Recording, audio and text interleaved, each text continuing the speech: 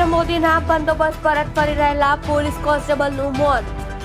તાપી જિલ્લાના કાકરપાડામાં પ્રધાનમંત્રી નરેન્દ્ર મોદીનો કાર્યક્રમ હતો.